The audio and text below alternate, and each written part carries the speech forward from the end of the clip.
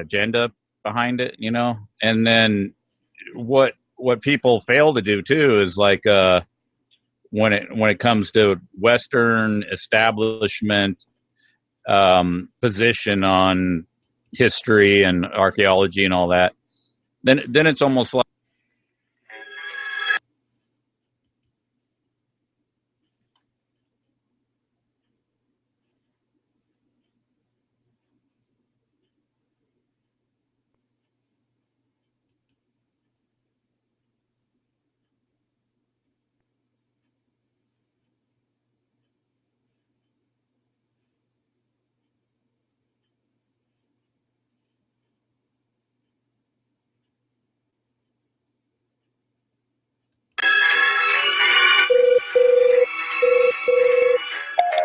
Years ago, H.G. Wells visualized roads such as these in his science fiction fantasies, and today they're a reality.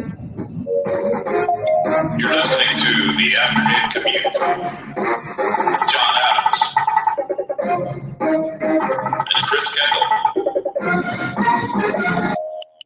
Bonjour, and welcome to The Afternoon Commute with Chris Kendall and John Adams. Today is September 29th, 2016.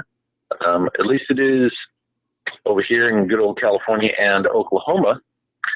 If you'd like to hear previous episodes of The Afternoon Commute, you can go to hoaxbusterscall.com and you'll see those posted up there alongside the most recent episode of Chris's Monday night broadcast, the original Hoaxbusters Call. Also posted up there are various articles and videos. Some of those are original in nature, so make sure you check those out. For any and all things Hoaxbusters, go to hoaxbusterscall.com today. Chris Kendall, coming to you live from Lawton, Oklahoma. How are you today, sir?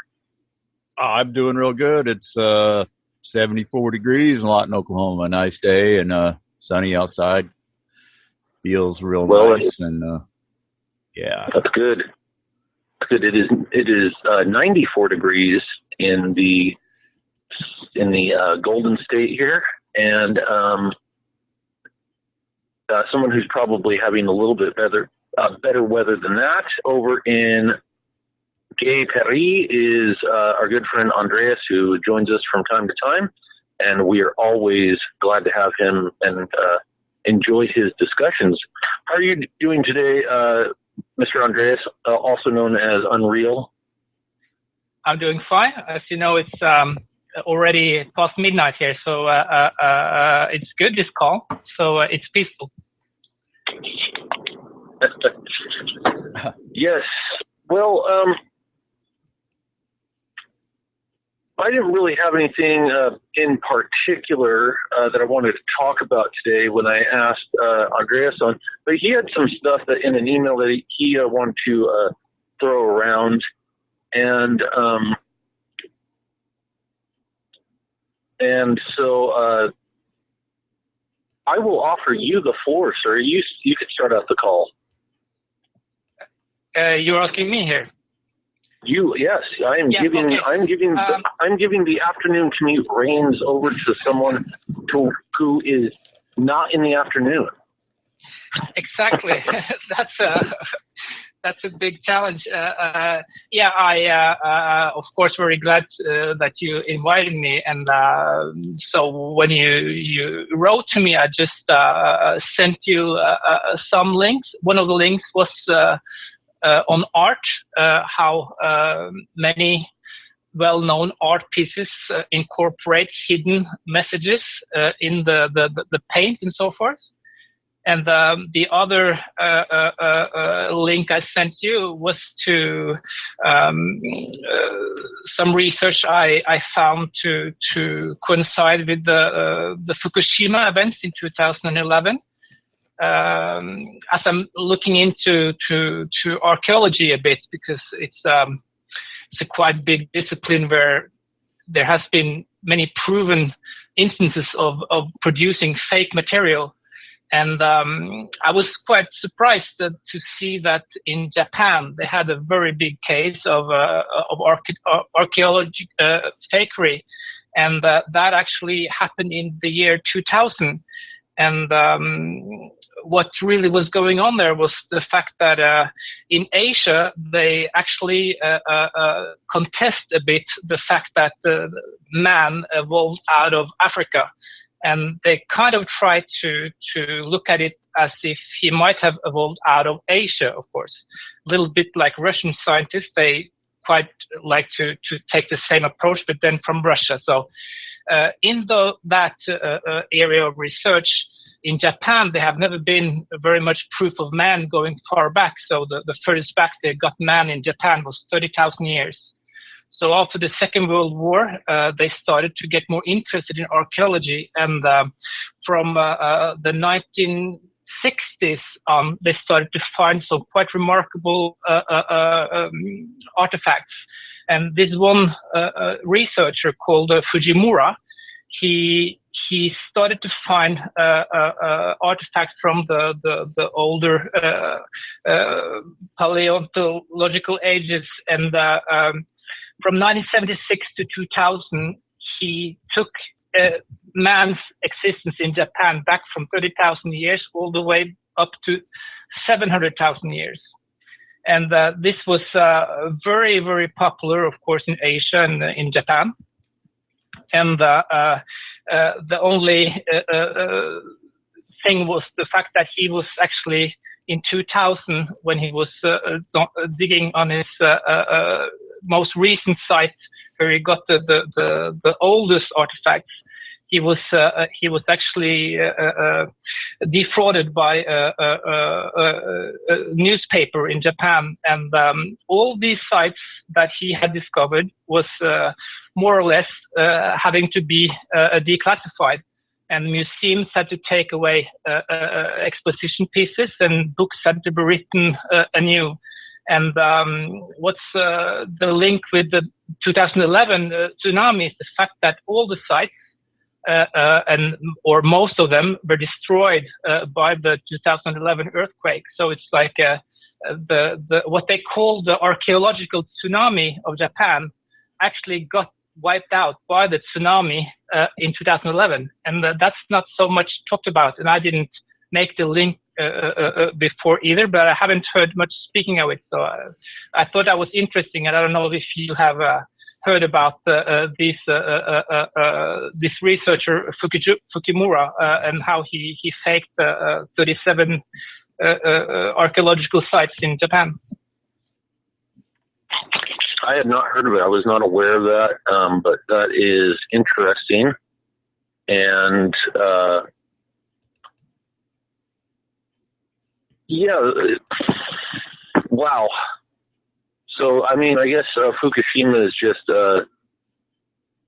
it's always been Fakeshima, I guess, right? For a long time now, no matter what field it is, whether it's, but that's an interesting thing there, you know, because if there's two things that that Chris does a really great analysis of on a regular basis is the fakery in archaeology and the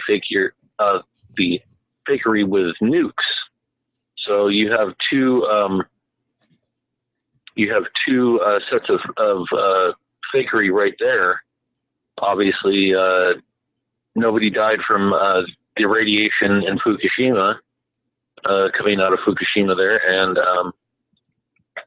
and yeah, I'm a little bit skeptical of man being 700,000 years old. That's just me, because everybody knows man's only 365,000 years old.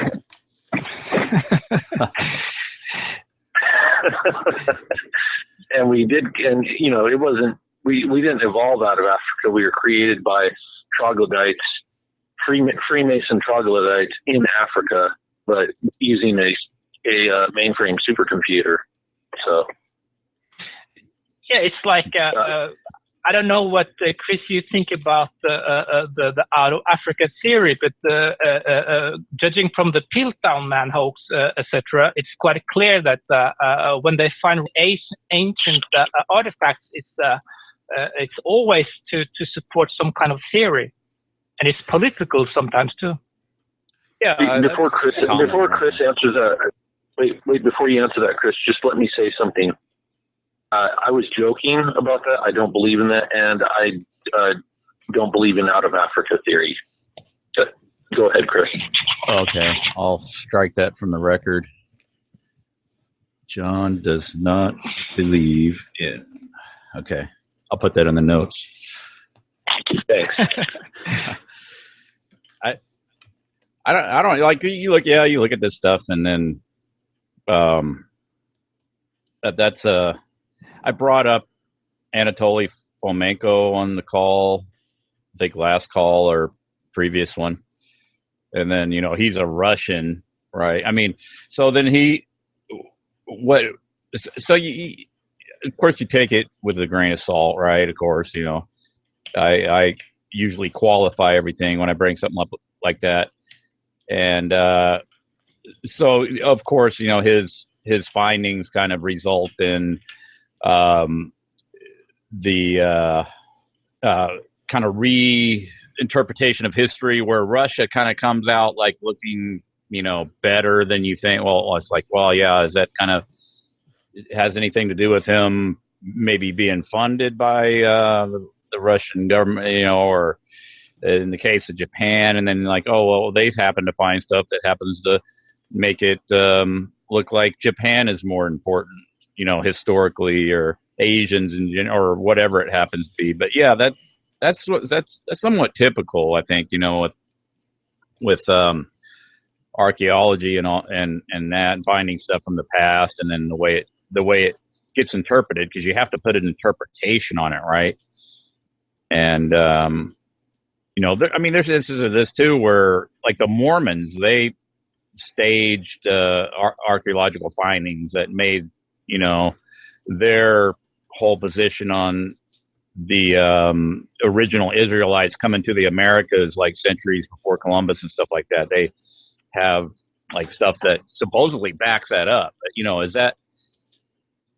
is anybody going to doubt this stuff? Do they look at it? They're going to like look at the obvious sort of agenda behind it, and then what people fail to do too is like when it comes to Western establishment position on history and archaeology and all that, then it's almost like they are somehow, that as a group, as an organization, that they're somehow above and beyond any kind of influences like you typically see and get pointed out, like in the case of this Japan archaeology, Paleolithic hoax, they call it. So I arrived at the conclusion that it's used as it's used for the purposes of, obviously it's used for the purposes of creating some kind of mythology or backstory or something like that that's going to suit changing the mindset of any particular culture that it happens to be. So that's what academia is for. It's not to find out the truth about the past. It's to find something to be used to for people to latch onto as some sort of like, nationalistic pride or something like that. Something's it's going to serve the agenda somewhere in some shape or form. So how much of it can you actually trust? Yeah, it's a very difficult. I just saw that they have just found what they think is swimming pools and stuff like that outside of Petra now. So they're like, it looks like they're like continuing to find stuff in sites that actually looks quite contrived. It's like Petra is known for having been found only in the 1800s sometime, and they just continue to find new stuff that's more or less credible. So yeah, and in the case of the commercial aspect of the Japan hoax, they had already planned like attraction parks and all that stuff around it. So it's like it was a big drawback and a hit to the pride of the Japanese. So it's like it was quite convenient that all those sites just poof went away with the tsunami. So Yeah, all of the that's sites were that's destroyed. interesting.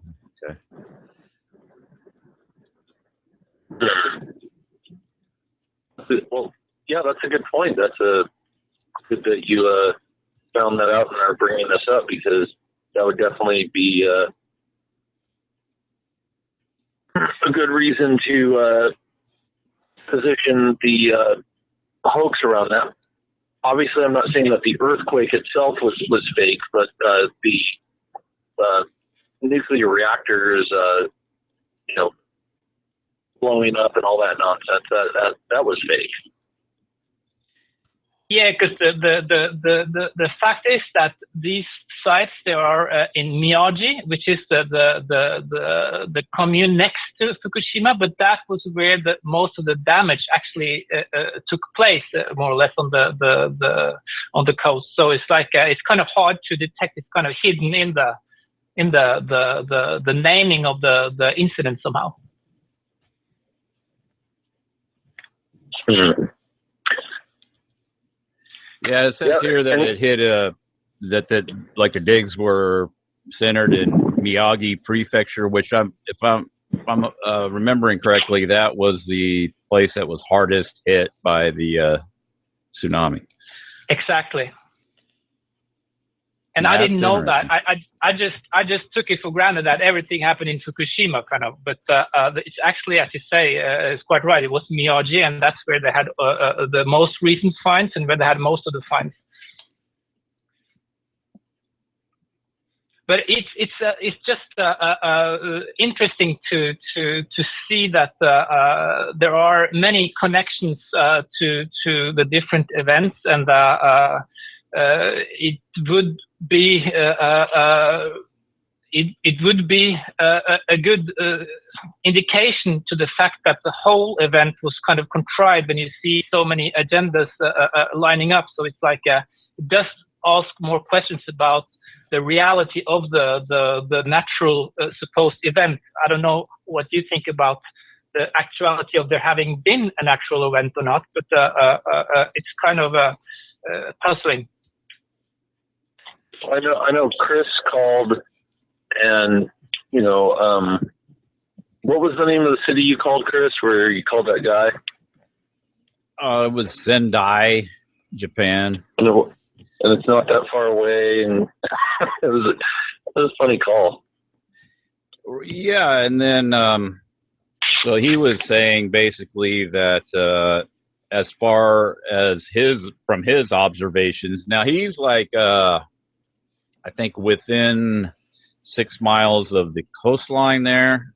This guy that I called kind of at random off of Skype, when Skype used to be useful for doing such a thing, because you used to be able to like put in search parameters like Japan and then like English speakers, but it still allows you to do that. But it's they changed it to where it's like you can't you can't just go through names rapidly like you used to be able to. But anyway, that's a different issue. But he was saying that he didn't see any damage as far as earthquake. And then I was like, well, okay, so you're about 6 miles in, because I was looking at Google Maps, and he was very close to Miyagi Prefecture. And then I was just asking questions like, well, I mean, you heard people clamoring to get away from the coastline? You hear, evacuations and stuff going on like that, and it's nothing like that. So, even though I do believe there was a tsunami, I do believe there was, a tsunami in Japan, but to the extent that they made it out, or even, I think the footage that they showed is questionable. A lot of people were saying, yeah, it doesn't. Saying that it looks could potentially be manufactured footage. But then again too, like there was nothing really that would nail that down. I mean, how can you like some of it, if the CGI is so good that you can't really make that big. But yeah, of course I don't know, I wasn't there, but Yeah, I do believe there was a tsunami, but the question is like how severe was it? How there's a lot of questions about it. And how did it pick that date? Like the 11th of March is like a famous date of fake events. Yeah, 11th of March is a number that comes up a lot in numerology, and then not that I'm really super into that, but like sometimes it's pretty. I mean, there's too many examples of it to ignore it. I don't ignore it, but I mean, I just don't go into extensively try to use it all the time or refer to it all the time. But yeah, 311 is 33, right?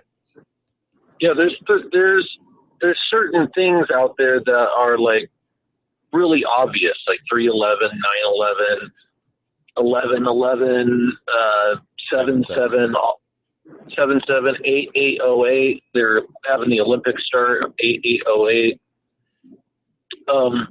And then there's the stuff where you get off into the nonsense of just, I just happen to be driving, just right now, I just happen to be driving 49 miles an hour, and 49 is 4 and 9, that's 13, and 13 is a Masonic number. So.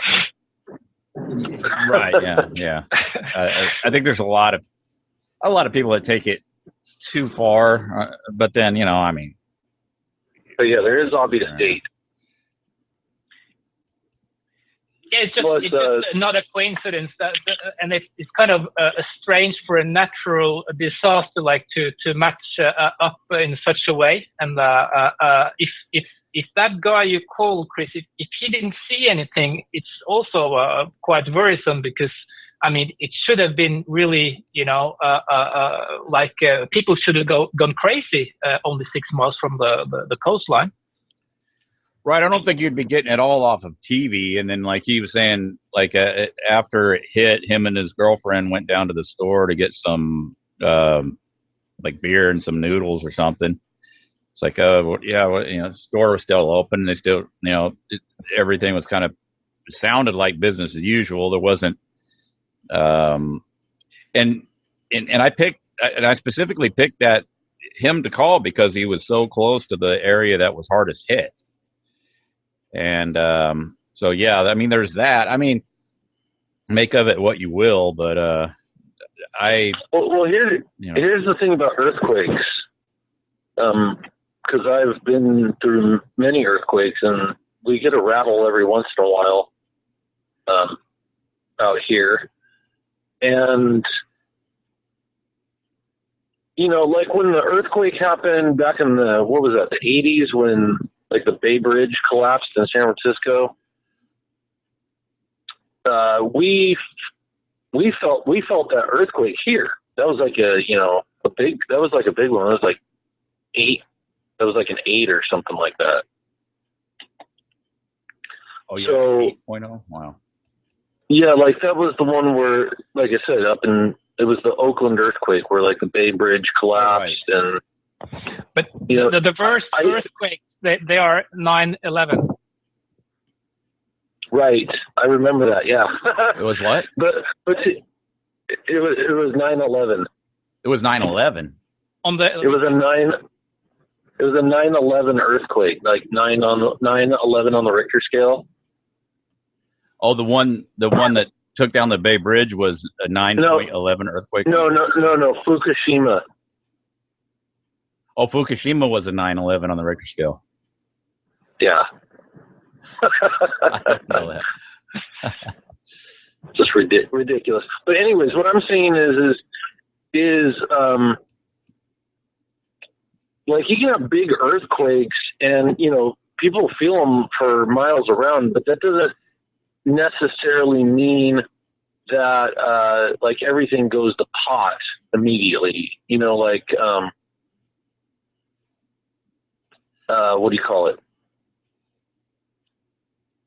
Like in the surrounding areas of San Francisco, like San Francisco didn't completely and totally cave in or anything because they had a huge earthquake, like an 8 point whatever And I know that was a real earthquake because my aunt lived in Oakland, and a lot of the stuff in her house got knocked down and windows broke and stuff like that. So,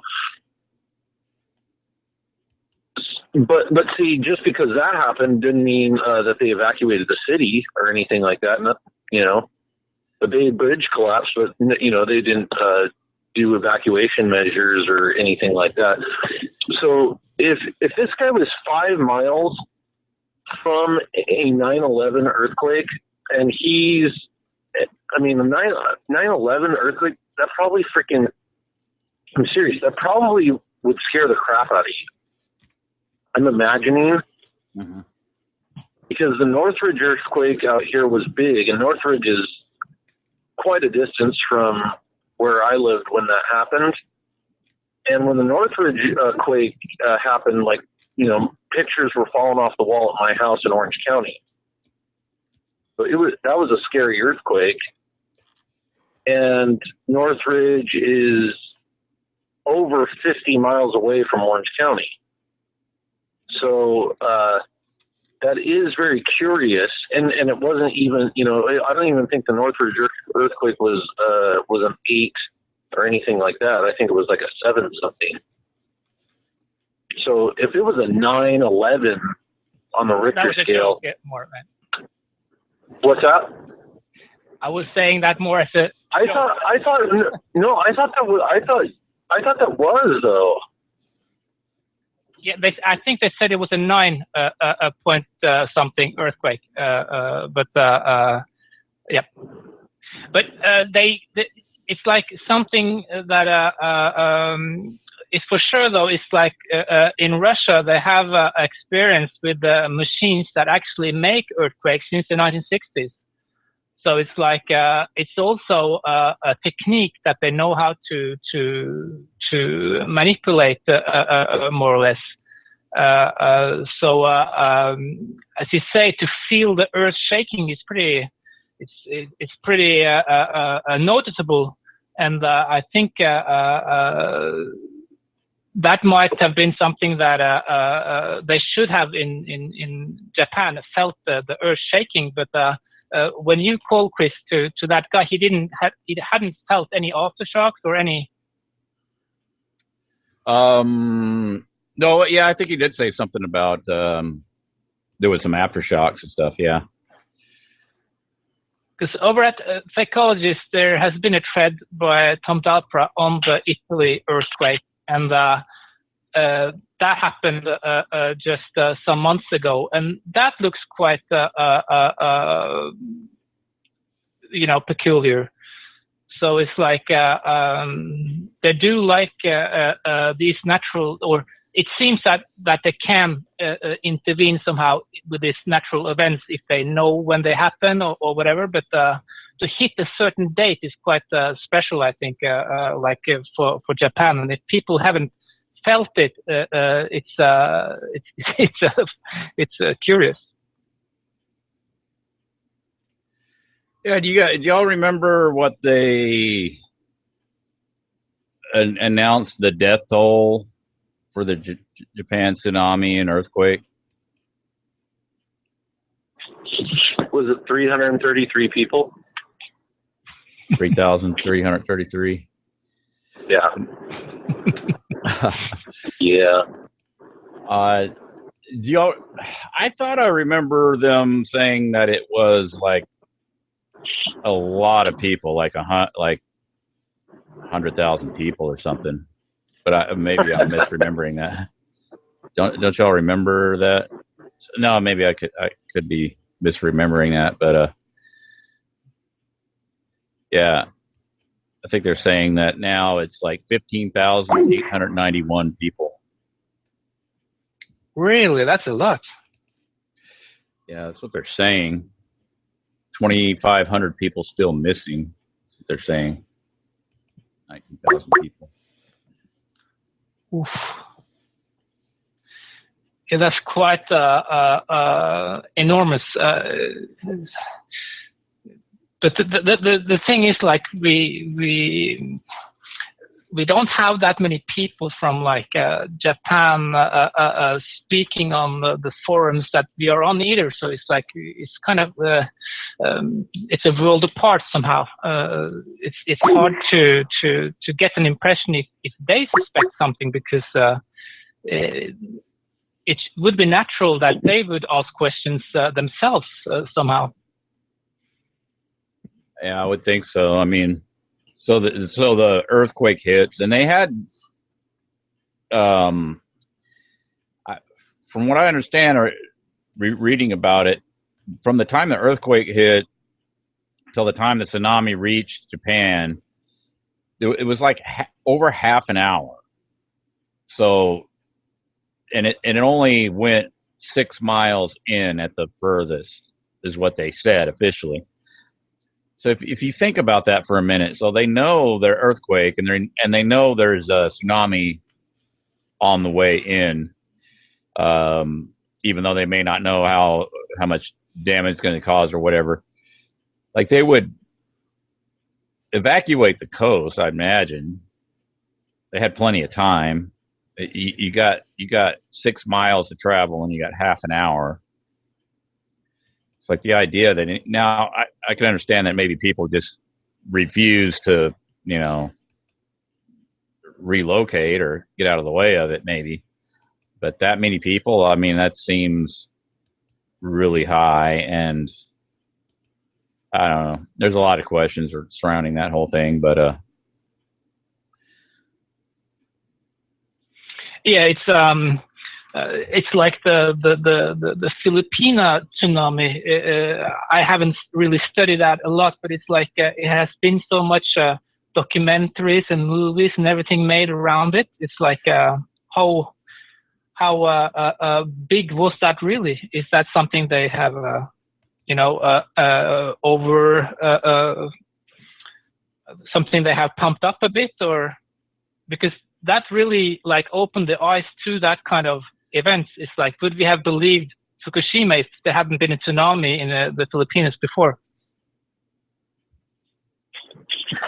Well, can I bring something up that's a little bit recent? Not totally related, but I want to point something out here. Okay, so we recently had a drill that was passed off in the media as a bombing in New York City. Okay. And then right before that, we had a trash can fire that was passed off as a bombing in New Jersey. Then, I don't know if you guys saw this, but there was an explosion in a house where a guy was cultivating marijuana plants in Brooklyn, New York, like a couple of days later after this other explosion, No, I didn't. Did you hear about it? Okay, so a couple of days later, there's another explosion in Brooklyn. A house blows up, and it's a marijuana grower, right? Really? Allegedly. Okay. Allegedly, a fire chief dies in this explosion.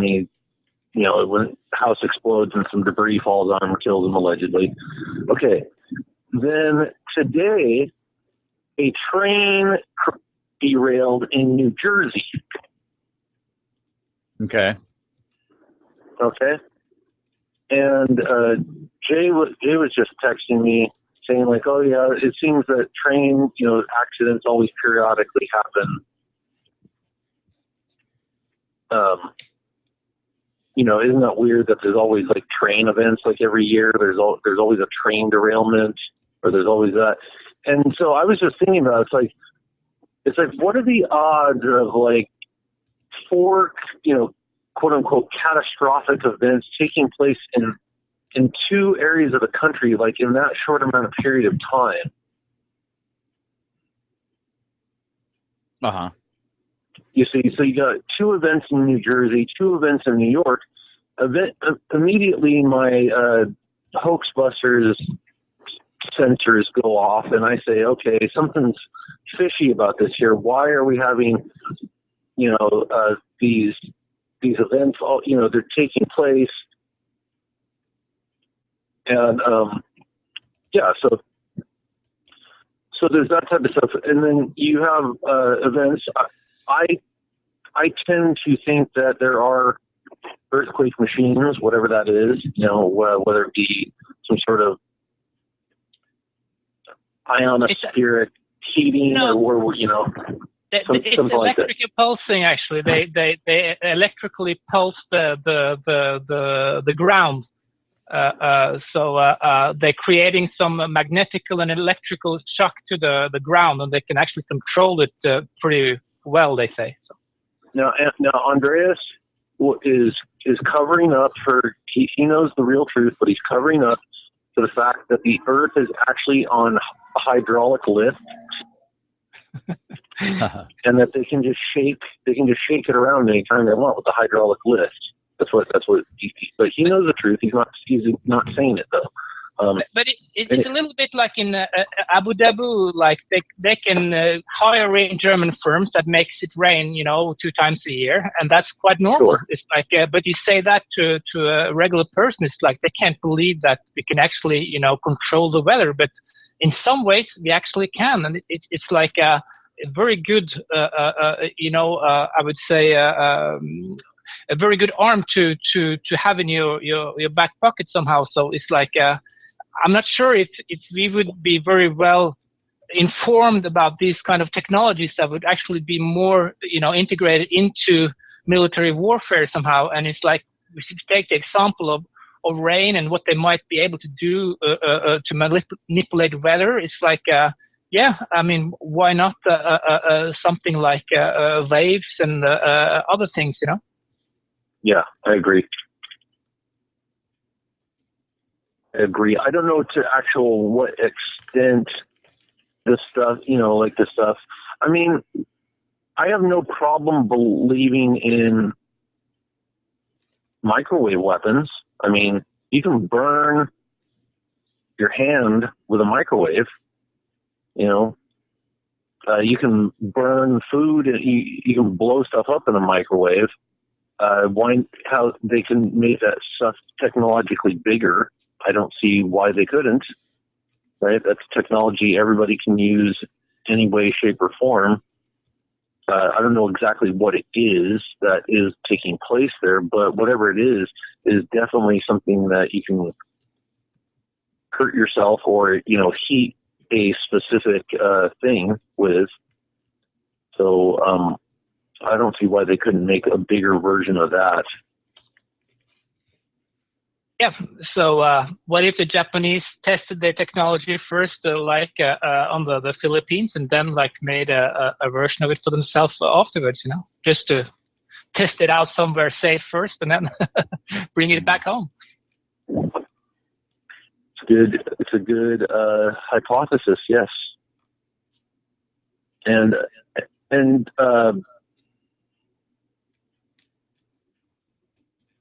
what was the other one? Where was the other tsunami? Was that in Indonesia? Yeah, I think so. Wasn't there a tsunami in Indonesia? So how I think the one in the Philippines, that was like 2003 or something, right? Or am I mistaken? No, it was just recently, past 5 years at least. There was one in Indonesia that was like 2003 or something like that. Oh. That was a tsunami though. It was not. Was the Philippines was an earthquake, right?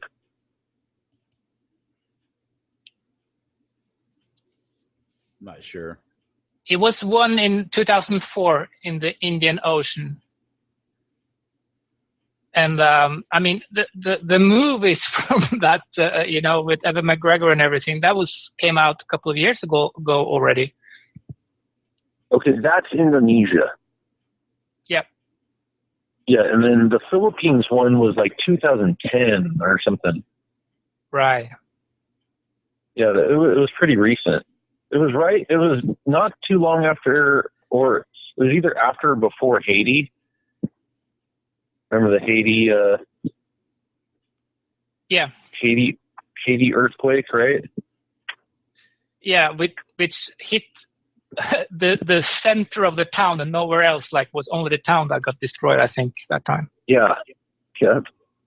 That's bizarre. Yeah, I think the death tolls are exaggerated for different reasons. Like, you know, like when something like that happens, like that tsunami in Japan, you know, there's going to be a lot of foreign aid sent to Japan, you know. It's going to be all kinds of that. So, you know, if they inflate the death toll and exaggerate, you know, what the whole thing, yeah, there's going to be more incentive to send aid. So they say like 15,000 people, 2,500 missing, you know, they have.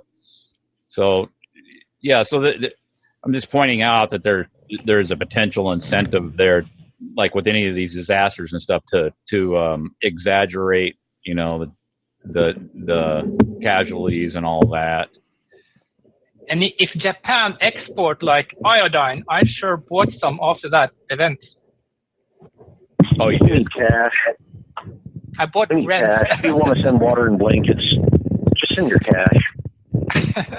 No, but it was a lot of supplements that was being sold after that event. And, I was listening to Jeff Renzi that period, and he was really big on on the radiation. And they actually they had reports weekly from a guy in Japan, and they also found it on the windscreens in the United States. You know, they measured the rainwater on the windscreens and found it to be radioactive. No, What was nice about it is that Alex Jones had his reporters out here, you know, like Venice Beach or like Huntington Beach or something. Sent his reporters out from Austin to California beaches with Geiger counters to measure the radiation coming in from Fukushima. But okay, how do they even know what they're looking at? You know, like, okay, somebody's going out. I've seen a couple of those videos where they're on YouTube with the Geiger counters on the beach in California. It's like, okay, first I want to know, how do you know what a normal radiation reading is? Like, do you have a record of, did you do this before Fukushima, and then take a reading, and so that you can have a comparison, you know? It's like, what? So yeah, they go out there and they say, oh, here's all this thing is going off the charts. It's like, well, what is it that you're reading? I was like, it doesn't. Yeah, there's nothing to any of that. That's just wacky. They're reading half-life of 4.3 billion years, I think. Now, folks, the media is covering this up. They're covering it up, folks. The Japanese media is in cahoots with the American media. They're covering up the fact that the spent fuel rods were stored on top of the reactor. And you can see it in the footage, folks. You see it right there. When it explodes, those spent fuel rods go shooting right up into the air, folks. We are totally screwed. We are totally screwed. Not if you buy... The radiation is blowing in right now. It's going to, I mean, folks, I don't even know if I should stay here in the United States. I should probably get my family out right now. Yeah, he was saying that. And then it was saying like there would be some cities, and they were, here's a YouTube video that came out. They were talking about somewhere in the Pacific Northwest, there was like a town, and then they were saying, oh, there's these high numbers of birth defects, and infant mortality rate had like skyrocketed there. And they were saying, oh, well, look at the jet stream and look at where it is. And they were proposing that, like, the radiation. I don't think it's funny. I don't think birth defects or anything are funny. I'm not laughing at that. I'm just saying they were blaming it on Fukushima. And it was like, you know, I remember they put out articles like them and Natural News put out articles saying, like here's basically what it was. Like they weren't doing the reporting themselves. They were reporting on something else, but just, you know, reporting this BS story. They basically like taken all of like the birth, you know, like the infant deaths from that year, and then basically blamed all infant deaths on Fukushima radiation. Yeah. Like I said, look at all the infants that died this year. They died because of the radiation from Fukushima.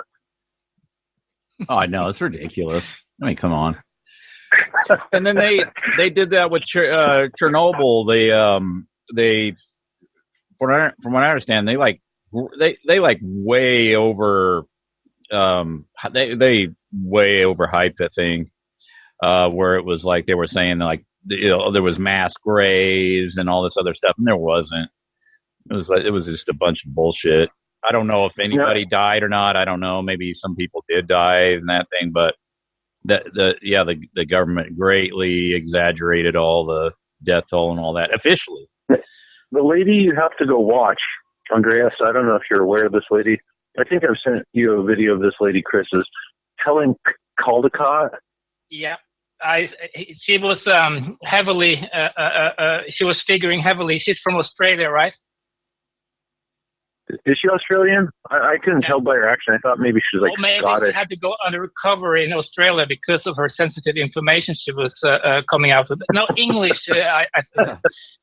Yeah, but she was figured heavily in the scare of the nuclear fallout. But what I remember too is the Finnish movie that's called Into Eternity that was released in 2010, where they explain how they're going to treat the nuclear waste and how they're building a nuclear waste site for like thousands of years into the future. I don't know if you have seen that film, but it was released in 2010 and was it's a very good film actually, but it's very questionable whether nuclear waste is what they say it is, and they have propagated quite a lot on that nuclear waste too, like driving it around in Europe and stuff. It's like a protest happening when they bring the nuclear waste.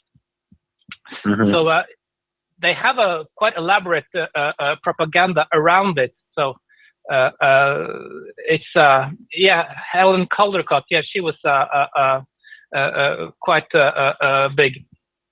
She still gives speeches. Talking about how Fukushima is harming us right now. Well, you got to remember too that the anti-nuke. Now that was in the 70s too, right? With the nuke protest, and there was like a regular thing with Jane Fonda. Yeah, and then they had the movies that come out, the China syndrome. But it used to be like a big deal. Like so it's in the same way that now it's kind of like you have the leftists are kind of focused on this, social justice warrior nonsense and bullcrap. Back then it was like, and then now global warming and stuff. But back then it was like they were all fixated on anti-nuke. Propaganda and stuff, and so this has been going on for a long time. So, it's had time to turn. Yeah, it's had time to turn into an industry, is what I'm trying to point out.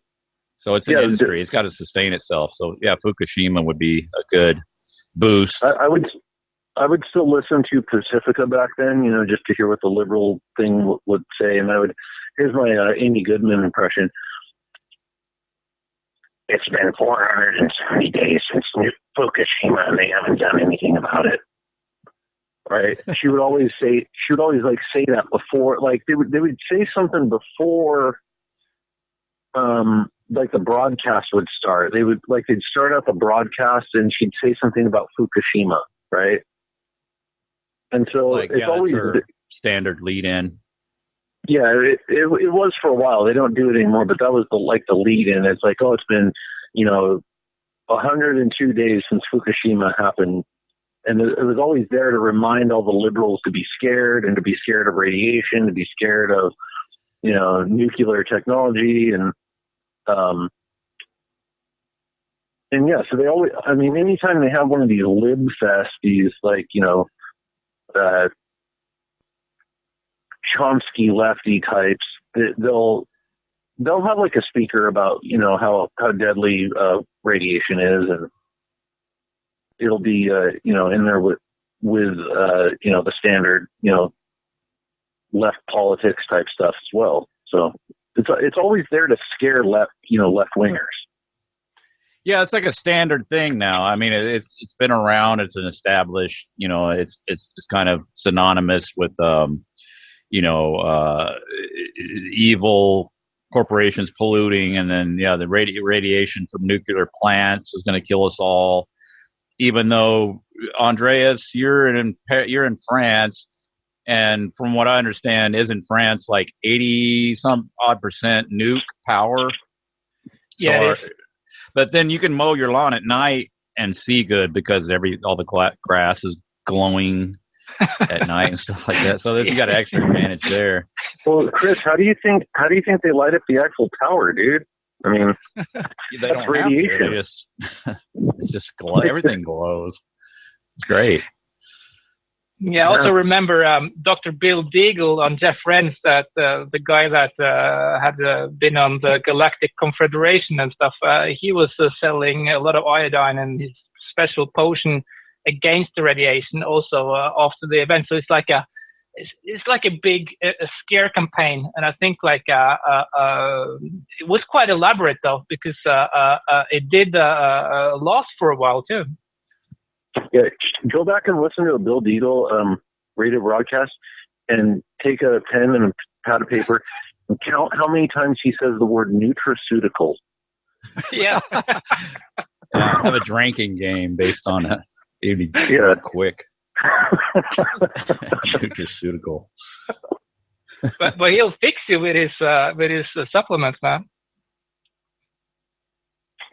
Oh yeah, definitely. Yeah. No, isn't like I'm not sure about this, but isn't like France sort of would they be kind of politically left, kind of on average, or? Yeah, France is quite on the left. It has been left since after the Second World War, with a little over right coming in the 80s, I think, or in the 70s maybe, and then now lately with Sarkozy. But it's really a leftist country, and that's a big debt to the. I would say the communist influence that has been here in France. Then, so it's that they have been quite powerful. And when it comes to nuclear facilities, I would say that as Freemasonry is so strong in France, it's like one of the strongholds. I would guess that that has something to do with the fact that France has been so prominent in that industry in Europe. It's like they are selling their technologies to other countries. So in some ways it looks like some blackmail somehow, like how they try to push into Italy and other countries around them. Because I really strongly suspect that the nuclear industry is a big scam where they can earn a lot of money, and France is really big on that. Yeah, and I think in the 70s was when you started to see this push, like Chris was saying, even though you had like the China syndrome, here in America and that type of stuff, the 70s was really when they started like ramping up the building of nuke stuff, like the more modern nuke plants. 70s, 80s, and then you see a little like dwindling of that in the 90s. But yeah, the 70s and 80s, I mean, that was all about nukes. What was the other one? What was that other movie? Silkwood with Meryl Streep. Remember that one? Mm-hmm. Yeah. Where like it was called Silkwood. Right. With Meryl Streep, and it's all about how like these people are getting sick working at nuke plants, and this story about this lady who fought in the courts to get thing. Man, it's been years since I've seen that movie. I'd have to go see that. That was a Saturday matinee movie there. Yeah, it's always curious to see how the movie industry pushes the general agenda somehow. Oh yeah. Yeah, I was just thinking about because I was talking about not to go off topic, but autism and how that movie Rain Man came out, and then it like most people hadn't even heard of autism, and then like the main it came out at the there is perfect time. autistic But savant. it could have been nuclear Perfect rain. timing. Could be the cause of Acid autism. rain. Acid rain. Yeah, somebody posted an article about acid rain. I was going to bring that up too. I need to post that on the blog, but yeah, that was another. Well, the ozone hole was another one, but around that general time frame. But yeah, it was acid rain is going to kill us all. It's going to kill all the forest and kill us all, and then the hole in the ozone was going to fry us all. And the they should have called it Acid Rain Man. Acid Rain Man, yeah. and that No, Tom Hanks movie was also Wait, go ahead. What was the name of that Tom Hanks his most famous move when he was like this weird guy, little bit. Oh, Forrest Gump. Yeah. It was really, yeah. I guess you could sort of say he was autistic. The whole movie is that he's really dumb, but you know, it's like the idiot's genius type thing. Yeah. But they didn't specifically say in the movie that he was autistic. I think there's a movie with Sean Penn where he plays somebody like autistic or slightly retarded or something. What was that movie with Sean Penn? It had that girl in it. The Dakota Fanning. River Phoenix or something? Oh, no, and he plays like an autistic guy. I Am Sam. That's what it's called. I don't remember that. I don't know if I've seen that one. Yeah, but yeah, you're right. Rain Man's a perfect example of how, like you were saying, because if you look at the story of that movie, it's that, you know, he got the autism like back in the you know 50s or 60s, and then what it does in the movie is it has this thing. It has this element to it where it's, you know, oh, this is something that's been around, but you know, you the general public, you just haven't heard about it, you know. Like, this has been around a long time, but you haven't heard about it. And then, like, a person who goes and watches that movie, they feel kind of informed, right? You're like, oh, okay, you feel like you go to that movie and like, okay, I've learned something about reality here because of this movie. And so, so when movies like that come out, what you'll see that corresponds with it is like a PBS special on autism, right? Mm-hmm. Right. And the corresponding like way that they talk in the PBS special would be something like, you know, the movie Rain Man has brought attention to the fact that autism has been around for quite a while, but has largely gone unnoticed.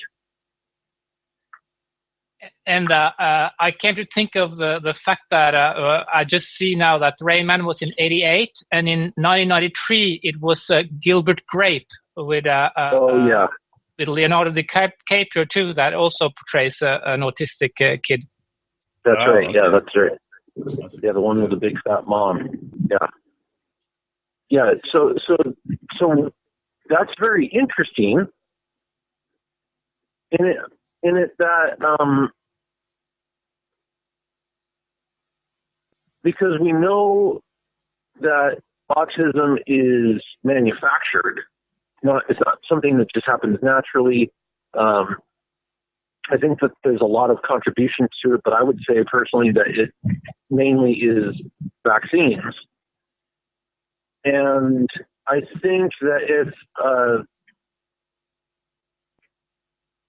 when I was little, I don't know if they had this in other states, but when I was little, and I went to a private school, I went to just like a Presbyterian school when I was in grade school. But they were doing testing on students for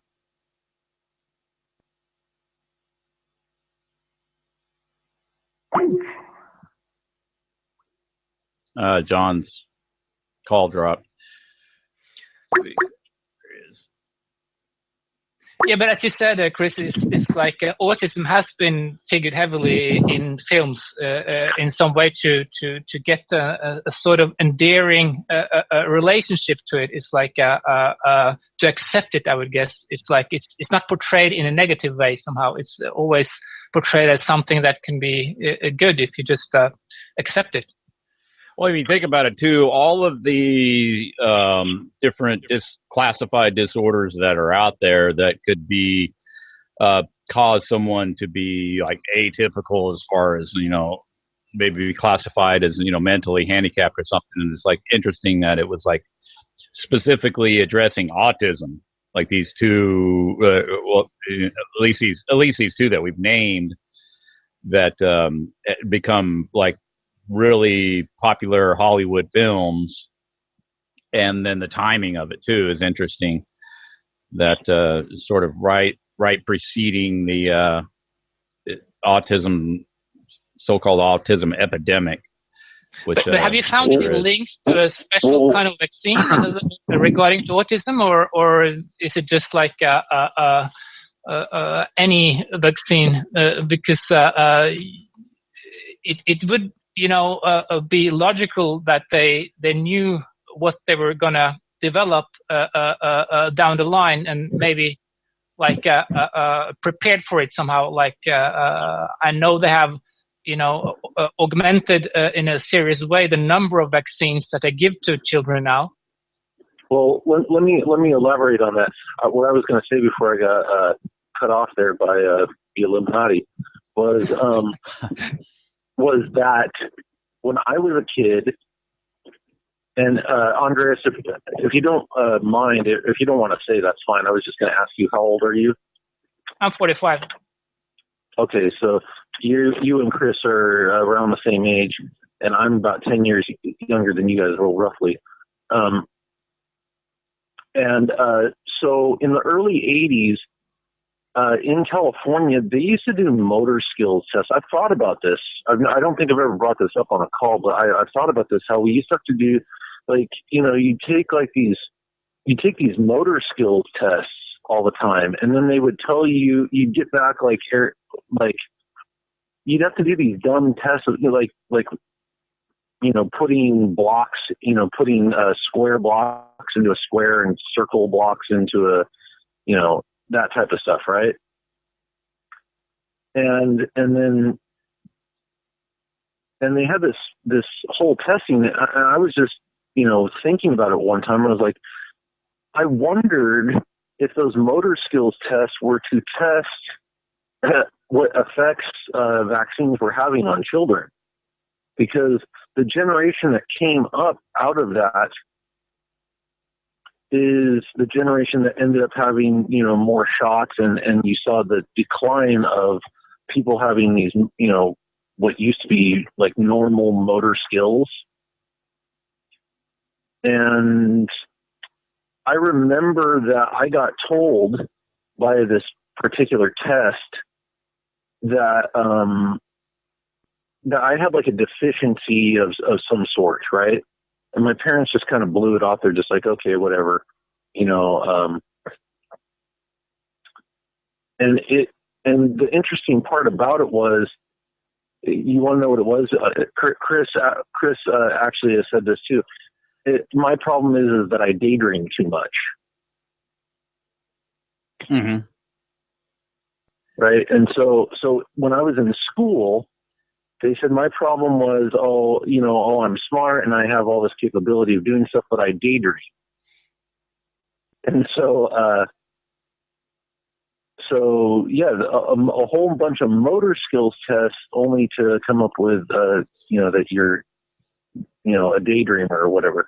So I just thought about that. I thought, maybe those motor skills tests were somewhere down the line applied to, like, okay, we're seeing how this actually works, and like how what this is going to affect. And like you're saying with these things, these reports that, we've seen them for like a couple of years now. I even remember seeing a report particularly about thrift stores, about Goodwill hiring autistic people. And if I go to a thrift store now, I feel really bad. But like it's all retarded people working in there. Oh yeah.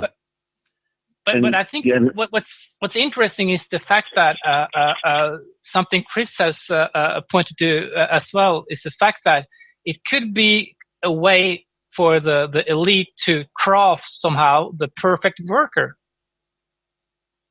Right. That's what I'd say. And Goodwill is a great place to test it out too, because it's kind of harmless, a harmless little test bed, like to see if these people are capable of like putting the right color-coded price tags on clothing. Mm-hmm. Yeah. And see how far you can take that.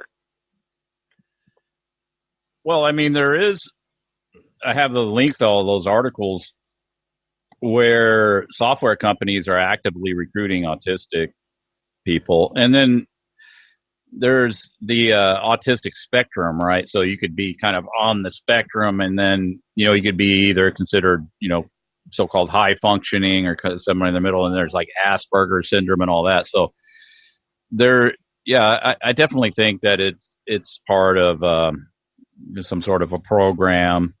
It's what it's shaping up to look like. Like this is part of I wouldn't say genetic engineering or anything like that. I don't know what it actually is doing, but that's what it appears to be to me. That is, and then why wouldn't the vaccines be the perfect delivery method to alter people in that way? And then, like, you're saying, make a worker drone that just so happens to be preoccupied with the sort of thing that would facilitate them working in software companies. But apparently that's what is happening with that. They're actively recruiting these people, and then you got a person too. You got an individual that is sort of not social, sort of socially withdrawn, and then what's what you would want with as far as a good worker. You want somebody that's sort of socially withdrawn, that's going to be fixated on the particular task that they've been given, and not easily distractible by anything else. If they can kind of get fixated on one thing, which they said that autistic people tend to do. So you could have different levels of functioning, which appears like how that's all kind of working out, where you're going to kind of highly functional autistic, and then kind of low functioning autistic. And then, I don't know, man. It just seems to be shaping up that way. And they're saying there's going to be more and more autistic people, as just coincidentally and happenstancely, just out of the blue, all of a sudden, for no reason, just, and then there's no official cause for it, right? It's just happening, we don't know why. It's just a thing now, and it's like everybody get used to it. You don't have the feeling that the autistic children will be really politically active either, do you? No, probably not. It's like kind of abstract thought and stuff like that. I don't know how. I don't think. Well, like they showed in the movie Rain Man. The guy was like practically, would be considered like retarded or like, sort of out of it on a lot of things. But then at the same time, able to count. What it was in the movie, a box of matches spilled, and then he just look at them and count them. Now you can imagine that kind of ability to kind of focus in on things like that would be have application to like a lot of the kind of mundane tasks and stuff that is associated with different types of jobs out there. So I don't, you know. I mean, it's like what John Adams said earlier. It's like he was the daydreamer type, and that's probably on the opposite scale of autism, which is like completely focused on one minute thing. So it's like not able to take into consideration a lot of different parameters to make a decision or whatever. So it's like it does look like a very efficient way of making a big part of the population inoffensive in many ways to be able to put together what's actually happening. Is like they don't seem like really well placed to have any social critique or what have you. Right. Yeah. I don't think it's just all just. I don't think anything like that on a scale like that is just anything that you're seeing like this. You know, where all of a sudden there's all these autistic people that are classified as autistic, and they have these particular characteristics. That can't be a mistake or an accident. And the way I look at things now, it's like that is not some unintentional consequence of vaccines or anything like that. And it's fully intentional, I believe. And didn't you some you're breaking up there, Andreas. You just started breaking up. Hear me? No, you're breaking up real bad. You want to try calling back in? So yeah, what I was bringing up is the fact that I think you mentioned they have found some glyphosate in vaccines lately. Now, is that the same stuff that's in Roundup? Exactly. Yeah.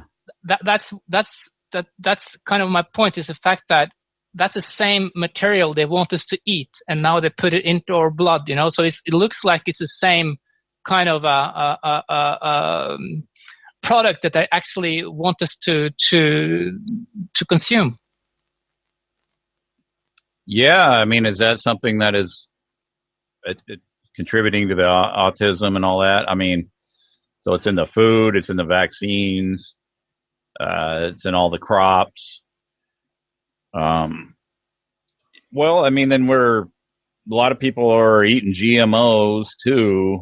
Like, what is all that going to do? I mean, yeah, it's some environmental cause. I'm pretty sure of that. You don't just have like some kind of a genetic thing erupt out of nowhere for no reason. I don't think it works like that. So, yeah, there is a lot to that idea. I think that it's an intentional sort of direct social engineering program through chemistry that's causing people to,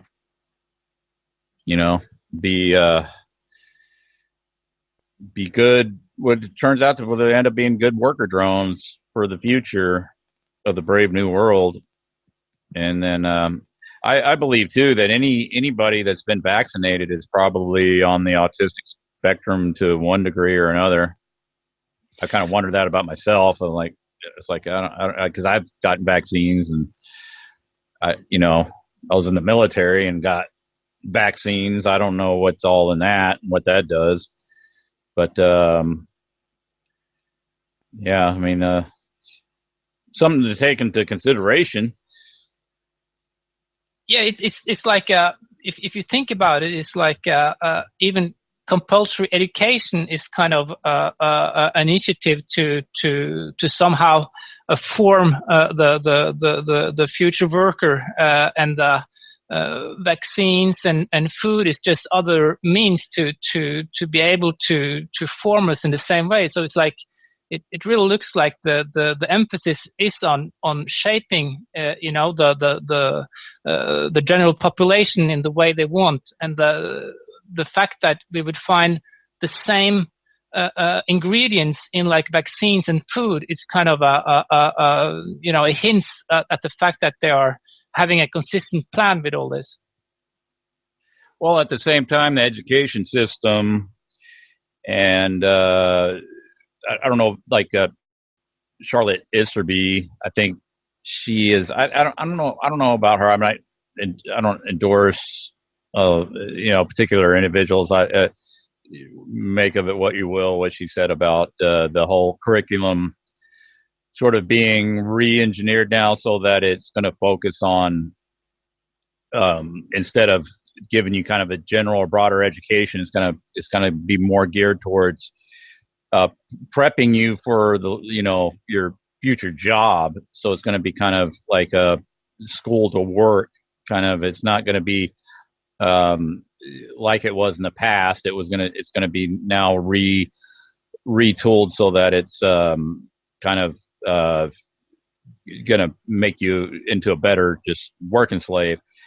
And then now we got this Common Core curricula that's coming on the scene where people are bumfuzzled over that whole thing. Like, what the hell's going on with the Common Core thing? It's like really bizarre the way it kind of even just dismisses like things in the past, like, well, or apparently like we're like, it's not even any kind of focus on it really actually learning anything. It's kind of more like I don't know how exactly to describe it, but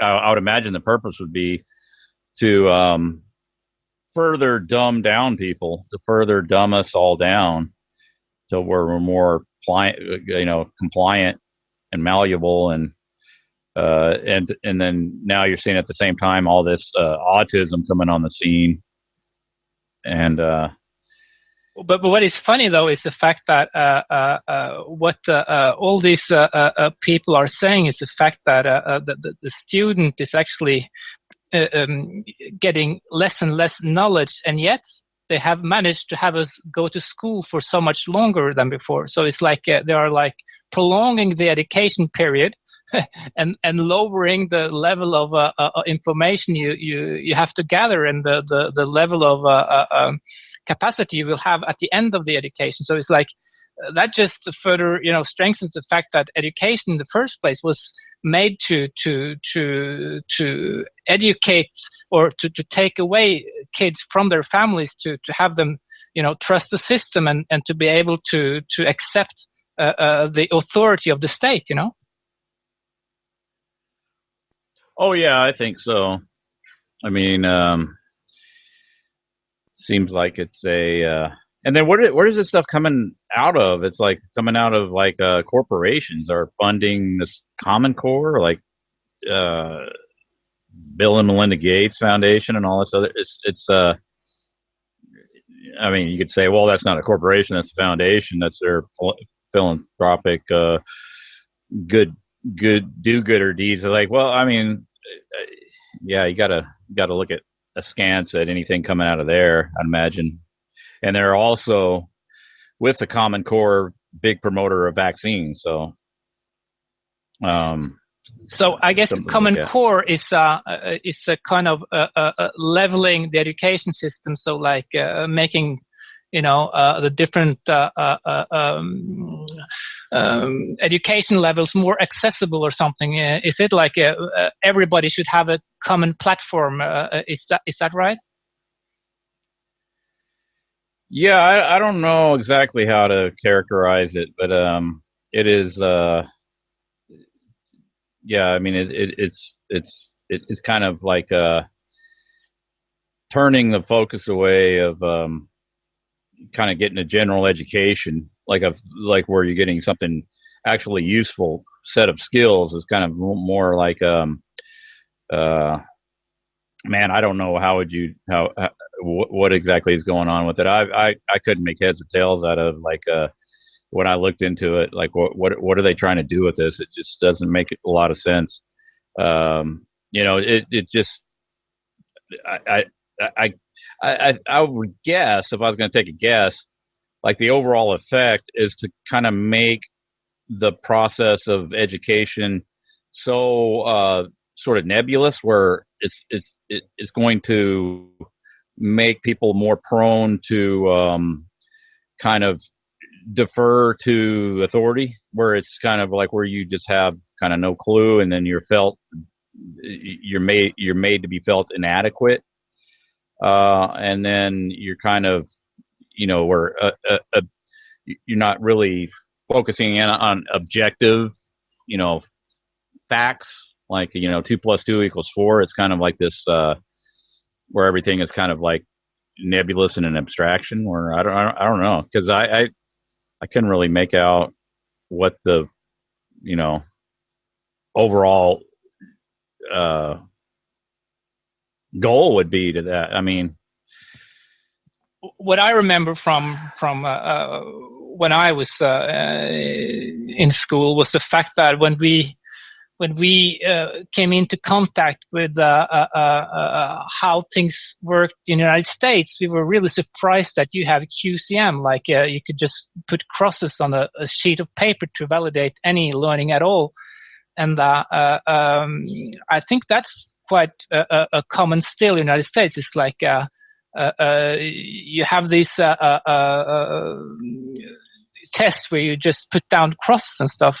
And whereas when we were, getting educated in Europe, it's like we always had to write stuff. We had to display that we actually knew a subject. You couldn't just go in and put crosses on a paper and look on the guy next to you to get the right answer somehow. But in France, they actually have lowered the standards of education, so more people can have access to it somehow. So it's like right now, it's like for the younger students, it's like they're supposed to more be focusing on reading and and writing until a far advanced age. It's like when I went to school, for instance, it's like that was something we had to acquire the first year, to read and write. Yeah, but apparently it seems like there's been a pretty big pushback against this whole Common Core thing. I don't know exactly where it stands now, but yeah, I don't know that much about it, so I don't want to go on too much about it. Yeah. Maybe if you take some vaccines, you'll be better able to go the whole curriculum. Right. It's kind of like certain movies or entertainment out there. You have to be high to really get it. Maybe that's the same with the Common Core. You have to be readjusted by the vaccines before it become clear to you. Yeah. Well, I was going to bring this up before I forget, because John brought up that film Silkwood, and so I just brought up the Wikipedia entry on it. It said Silkwood is a 1983 American drama film directed by Mike Nichols, starring Meryl Streep, Cher, and Kurt Russell. The screenplay by Nora Ephron and Alice Arlen was inspired by the life of Karen Silkwood. Silkwood was a nuclear whistleblower and labor union activist who died in a suspicious car accident while investigating alleged wrongdoing at the Kerr-McGee plutonium plant where she worked. In real life, her death was vindicated in a victorious 1979 lawsuit, Silkwood versus Kerr-McGee, led by attorney Daniel Sheehan and other founding members of the Christic Institute. And the jury rendered its verdict of $10 million in damages to be paid to the Silkwood estate. Her children, the largest amount in damages ever awarded this kind of case at the time. Silkwood estate eventually settled for $1.3 million. But this Daniel Sheehan guy is interesting. So I looked him up. He said he's a constitutional and public interest lawyer, public speaker, and educator. over the past 45 years, he has participated in numerous legal cases of public interest, including the Pentagon Papers, the case of the Watergate break-in, the Silkwood case, and the Iran-Contra scandal, and others. He established the Christic Institute and the Romero Institute, two nonprofit public policy centers. He also spoken publicly about UFOs and alien visitation. So that's that guy. And then, like, you look up this Christic Institute, which is pretty interesting too. So it's a public interest law firm founded in 1980 by Daniel Sheehan and his wife Sarah Nelson, and their partner William J. Davis, a Jesuit priest, after the successful conclusion of their work on the Silkwood case, based on the ecumenical teachings of Pierre Teilhard de Chardin, and on the lessons they learned from their experience in the Silkwood fight. The Christic Institute combined investigation, litigation, education, and organizing into a unique model for social reform in the United States. So, their partner there is a Jesuit priest. And then we've talked about, if I'm not saying his name right, but he's a French guy. So how do you say his name, Andreas? Pierre Teilhard de Chardin? Desjardins, yes. Desjardins, okay. Now, he's the same guy that we were talking about before a while back that discovered dinosaurs. Wow. 1912, 1914, Teilhard worked in the Paleontology Laboratory, Museum of Natural History Naturelle in Paris, studying the mammals of the Middle Cretaceous period. Yeah, he had, let's see, his original digging team, Arthur Smith Woodward and Charles Dawson, at the Piltdown site after the discovery of the first fragments of the Piltdown Man. Wow. So, yeah, it's kind of interesting how, you were bringing up Piltdown Man earlier, and so here's this guy with, I'm pretty sure too that he was, I may be confusing with another Jesuit priest that was instrumental in the whole popularization of dinosaurs but I think that was an earlier guy, because this guy was active in early 1900s. Yeah, I think dinosaurs would be like 1850s, somewhere around that. But the Piltdown Man, it's interesting because that's now a proven fake. So it's interesting. He should be into the dinosaurs too. Yeah, I don't know. So you got this hoaxer that is tied in, at least ideologically, to this Christic Institute. This Daniel Sheehan guy, and of course Jesuits, they pop up over and over and over. And there's also a connection here between nuclear and archaeology, which is interesting because that's actually what we started off with, the fact that in Japan those two could have been connected with the Fukushima events. Mm-hmm. Yeah, that's interesting. He's also credited for discovering Peking, man. Yeah. It's interesting. The Jesuits are all up in paleontology and these big discoveries, right? And also behind the Big Bang denomination with that Belgian Jesuit priest. I don't remember his name, but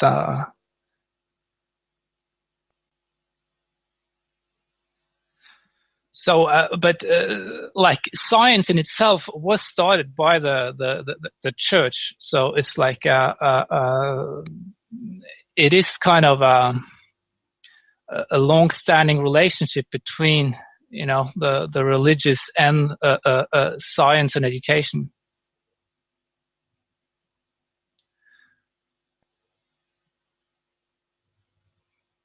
Yeah, I was trying to find that.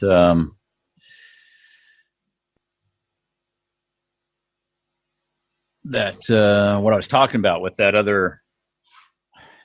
Damn it! Of course, I can't pull up that because it's going to give me a football team. Crystal Palace. That even was right. Yeah, and as you know, that was actually a world exposition. They started the dinosaur discovery with. They had this world exposition in England, and they made the world's biggest glass building, which was the Crystal Palace in London, and they built this park with dinosaur statues in it. So it's like they conveniently found it just in time to make the whole exposition be like this coming out of dinosaurs. Right, and that was just when so-called dinosaurs were first discovered.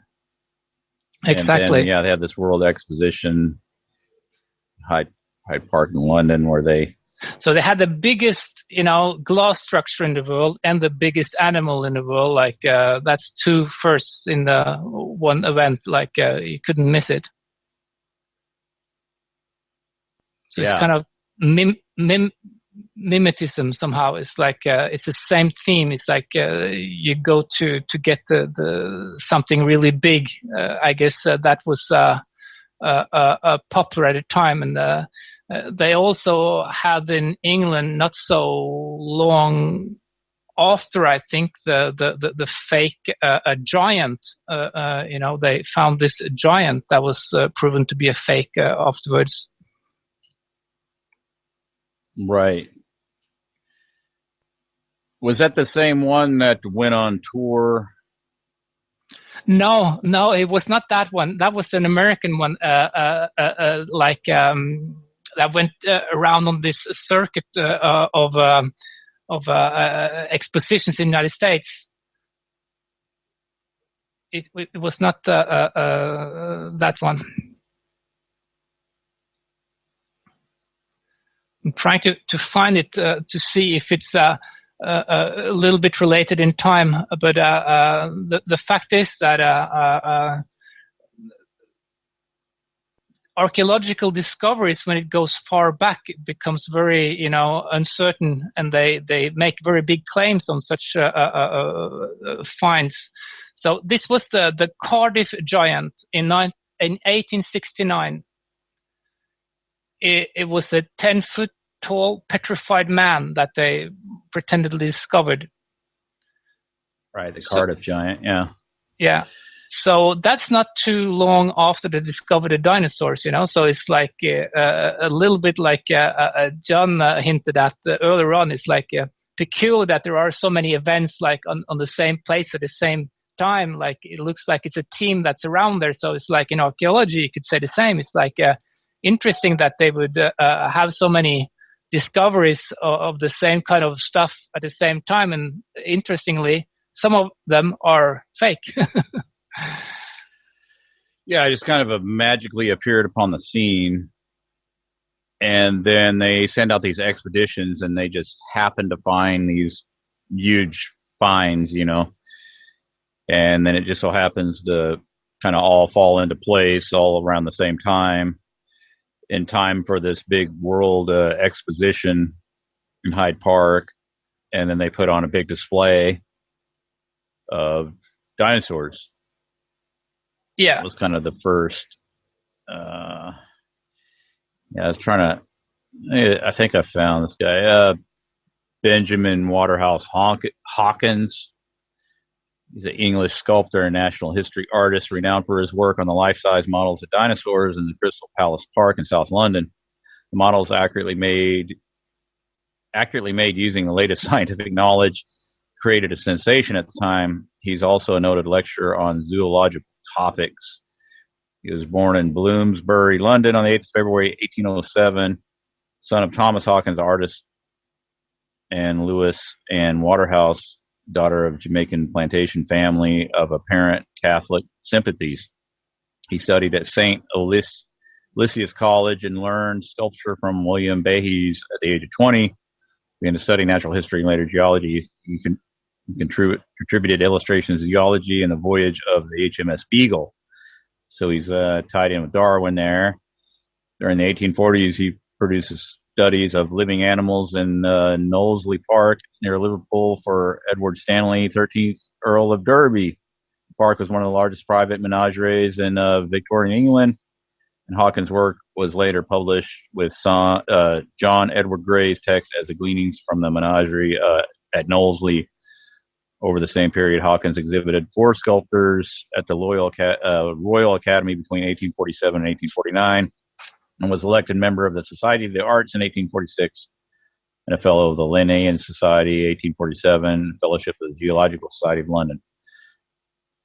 So another Catholic guy tied into dinosaurs, tied into backing up to Daniel Sheehan, that is tied into the Silkwood case, tied into the nukes and anti-nuke stuff and all of that.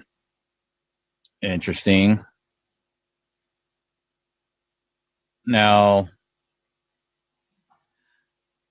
proposing that dinosaurs are largely a hoax. Now, I qualify that because I think that there's things that are classified as dinosaurs, like what is the, but the whole idea that there's 65 million years ago there was giant lizards roaming the earth and they got wiped out by a comet and all that whole fantasy story, I think was a total concoction. And that doesn't mean that whatever you see in a museum is 100% fabrication. I'm not saying that, but as far as what's pointed out as being a quote unquote dinosaur. But then I do believe that largely paleontology as we know it is made up. Like the whole uniformitarian idea about, everything is kind of progressed along in linear fashion from long ages, long millions of years time span, and then you had at one time this particular type of animal predominated, and then another, all these kind of phases throughout ancient past, they kind of up to the modern day. I don't believe that that's accurate at all. So manufactured by Jesuits, and then we talked about this years ago and how we were kind of banting around the idea, what about dinosaurs? Is that even a real thing? And then we go looking into it, and then it's like, connected to these Jesuits. So no surprise. And then, we're talking about nukes and the nuclear bombs. And the guy, so, you're going to get your historical accounts of, what happened there. Eyewitnesses on the scene, right? I need to look up this guy because he's also a Jesuit. And, John Hershey, Pulitzer Prize winning American writer and journalist, considered one of the earliest practitioners of the so-called new journalism, in which storytelling techniques of fiction are adapted to nonfiction reportage. And Hershey's account of the aftermath of the atomic bomb dropped on Hiroshima, Japan, was adjudged the finest piece of American journalism of the 20th century by a 36-member panel associated with the New York University's journalism department. And so it says that on down here. So he was a Jesuit priest, John Hershey, or? Let me see. Now he's tied in the Jesuits. I'm trying to find out exactly how. You remember, right? So he attended Hodge's school. I think we talked about that before, followed by Yale University, where he was a member of Skull and Bones Society. So he's a member of Skull and Bones. So after the war, during the winter of 1945-46, Hershey was in Japan reporting for the New Yorker on his reconstruction of the devastated country when he found a document written by a Jesuit missionary who had survived the atomic bomb dropped on Hiroshima. The journalist visited the missionary here and introduced him to the other survivors. So he's the guy that went there and interviewed the Jesuits, and they talked about like how the Virgin Mary saved them, even though they were like feet from ground zero or something like that. So they all survived. And later on it talks about soon afterward, John Hershey began discussions with William Shawn, an editor of the New Yorker, about a lengthy piece about the previous summer's bombing. Hershey proposed a story that would convey the cataclysmic narrative to individuals who survived. The next May, 1946, Hershey traveled to Japan, where he spent 3 weeks doing research and interviewing survivors. He returned to America during late June and began writing about 6 Hiroshima survivors, a German Jesuit priest, a widowed seamstress, 2 doctors, a minister, and a young woman who worked at a factory. The result was the most notable work, the 31,000-word article, Hiroshima, quote-unquote, which was published in the August 31st, 1946 issue of the New Yorker. The story dealt with the atomic bomb dropped on the Japanese city on August 6, 1945, and its effects on the 6 Japanese citizens. The article occupied almost the entire issue of the magazine, something the New Yorker had never done before, nor has it done since. So I was thinking that either I was trying to find out where I think one of his dad was a Jesuit too. If I'm not mistaken. This John Hershey guy, but he's Skull and Bones. That's interesting. And then he's also the earliest practitioner of new journalism.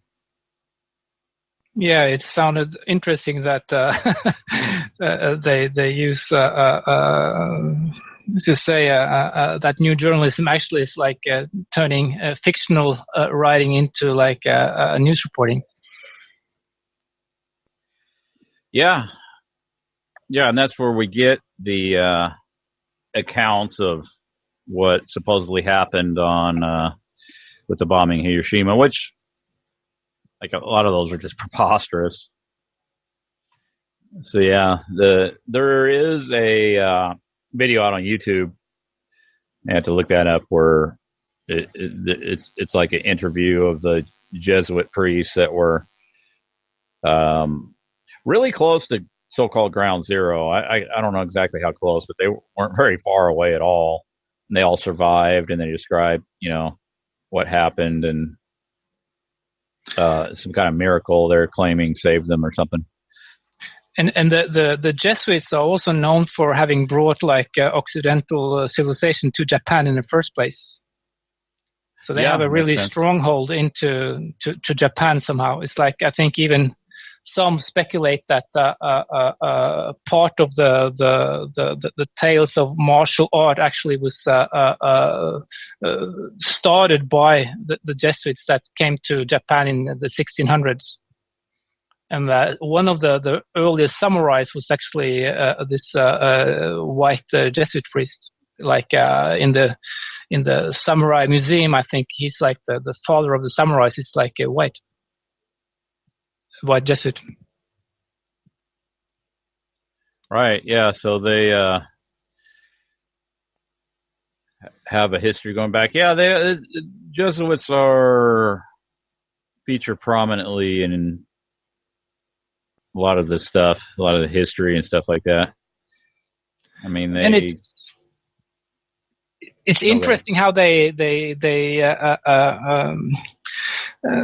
like both dinosaurs and the Big Bang have something in common. It's like it's stretching the timeline like really big, like really far back and really far into the future. So it's like it's obviously one of the aims is to make the timeline go really big, you know. Right, and that all kind of just coincidentally and happenstancely came about right around the same time, and people would point that out as evidence of different corroborating sources coming to the same conclusion. And then that's when I'm talking about around the time when the whole worldview that is largely adopted now, as far as what science claims, is the vast ages of the Earth and the universe, and how there was all these different eras, the Paleolithic, the Jurassic, the Cretaceous, and all those eras.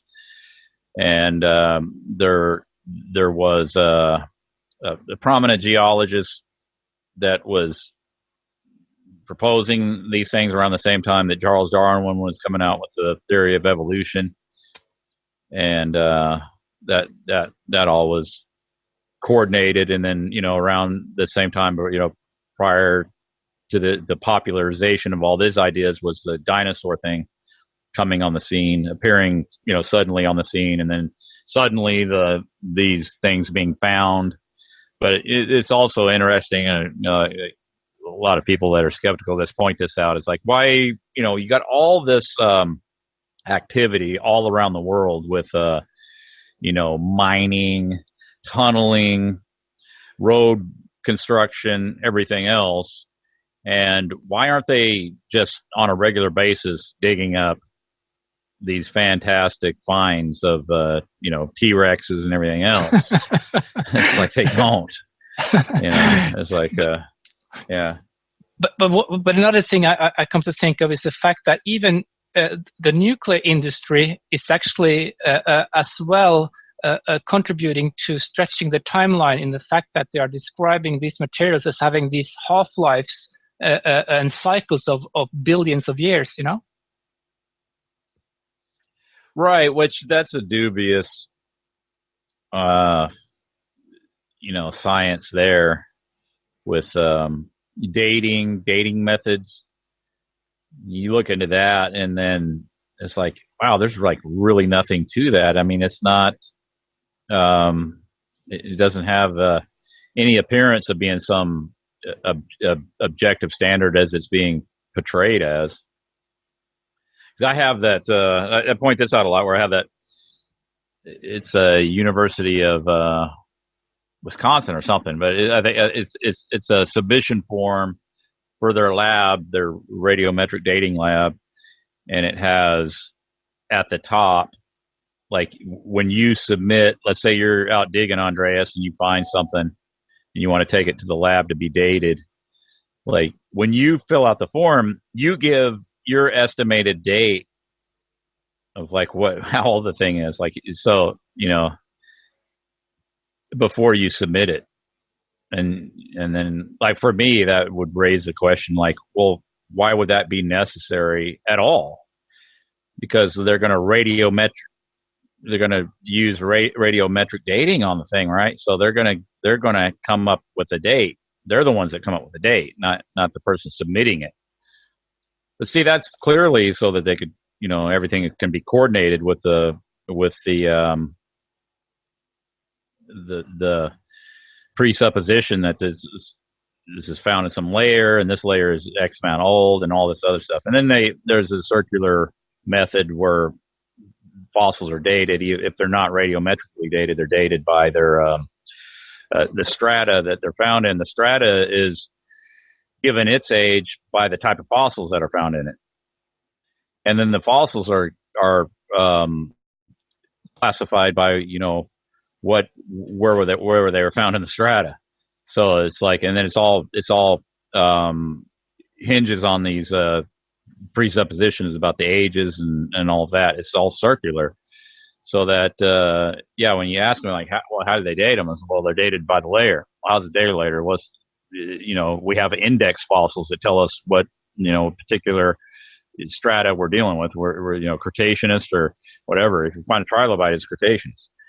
Like, well, yeah. So, it's all circular logic. So they're going to tell you that you can go anywhere in the world and you'll find like this progression down through the layers of, like, where the further you go down, the more primitive life forms you're going to find. You go down deeper, you're going to find, the trilobites. You go up, you're going to find dinosaurs. And that is just not true. There's nowhere that there's any, they can point out anywhere that has that consistency. I mean, they even have trees. They find these all the time. This is, they call them polystriate fossils, where trees are transecting multiple layers. So you think, how in the hell are you going to have a tree going through millions of years of layers of strata? It's preposterous, but that's obviously not what happened. This uniformitarian idea of, like, all these layers are a result of, depositing soil over millions of years, and all these different, events happen, or it'll turn into a swamp and then it'll dry up and turn thing, and it'll leave a layer, and then it's like, that's not what they're seeing. Couldn't possibly be. Yeah, so all of it's made up.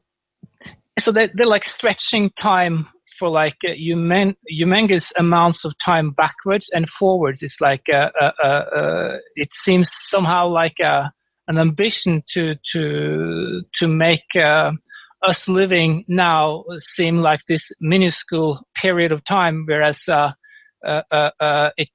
it all seems very dubious that you have like these enormous spans of time that really exist. It's like, as you say, it would be impossible to prove, and what they base their proof of is like it's incredulous in the sense that, as you say, even trees can be found in many of those layers. They claim to be millions of years old. Yeah, and they find them all the time. They're fairly common. Polystriate fossils, I believe, or trees, polystriate. I mean, they go, yeah, and but see, they have an ad hoc explanation for anything they find that's out of order, which they find stuff out of order all the time. I mean, there's one pretty well-known instances of them finding pollen, I think, in Precambrian alleged layer, and it's like, that's, I mean, there wasn't supposed to be any kind of plant life at that time, if I'm not mistaken. I might have that wrong. What particular era is supposed to be from? But it's out of order, in other words. And then so they're proposing, well, this must have been contaminated somehow, and it's like, so it's sort of hotly debated among geologists, paleontologists, stuff, where it's like, no, it can't possibly be because it's too old and plants didn't come about then. But see, they just kind of file it away, and then they don't really resolve those issues. And then it's happening all the time. They're constantly revising it and remodeling it, and so that's the thing about lies. They need constant update, right? They need constant maintenance. The thing about lies, truth doesn't need that. Yeah, so like as I talked about this Japanese archaeologist that was defrauded here in Japan. The fact is, like the researchers that was writing the books about all this, they are still writing books. They are still credible scientists in Japan, and they were the same people that wrote the Japanese population back 700,000 years, but they still write today. They have just, changed a little bit their formula, but it's that they still aren't, outed or what have you. So it's like, it's a question about how many people are really, authorities on these subjects. I don't think it's that many,